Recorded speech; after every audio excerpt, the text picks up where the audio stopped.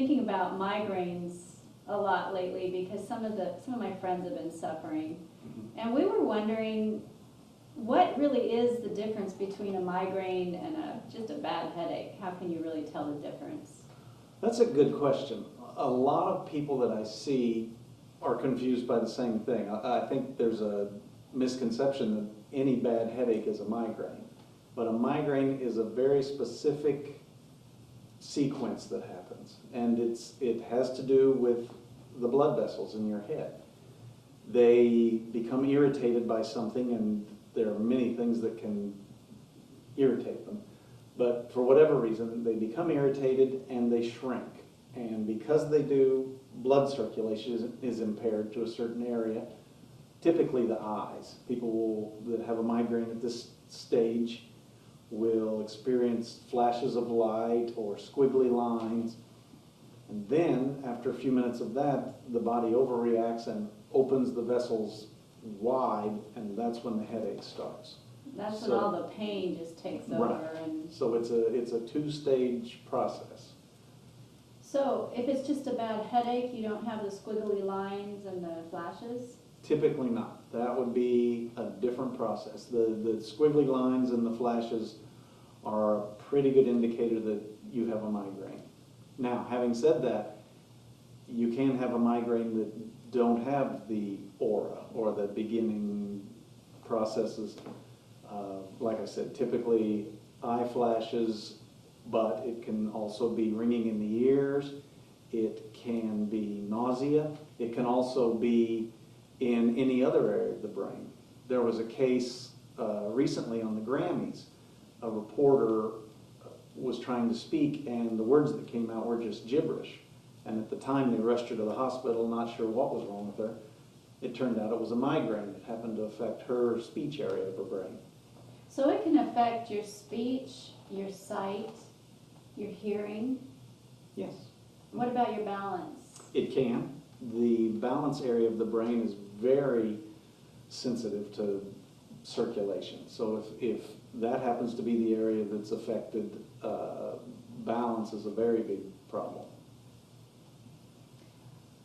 I'm really curious. There's a lot of things that I read on what the causes of migraines are. What are some of the typical causes? That's where things do get tricky, because it turns out many things can cause it, and what caused it for me may not be what caused it for you. Typical things that you'll hear are certain food allergies. Chocolate, red wine is a big one, sugar can be a big one. Different allergies that may be specific just to you. I've had patients who get migraines from eating tomatoes or tomato products or corn. And MSG? MSG is a very big one. Thanks for reminding me of that one. But it doesn't have to be food related. It can be stress related. It can be fatigue related. It can be structurally related, muscles and bones.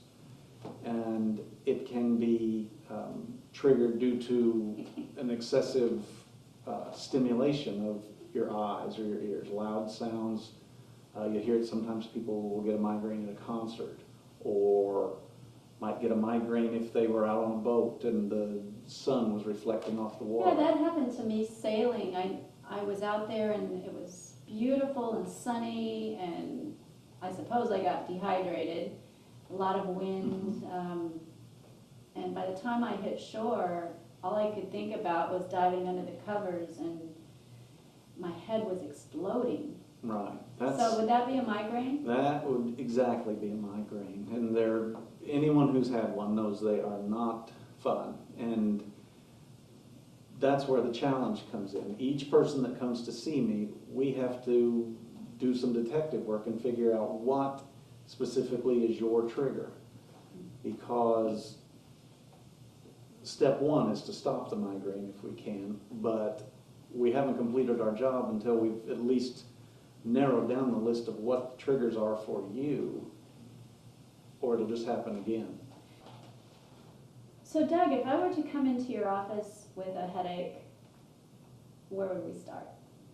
Well, first we start with the exploration phase, what I call the detective work. We have to figure out what of all of the wide-ranging things that can cause a migraine is causing yours.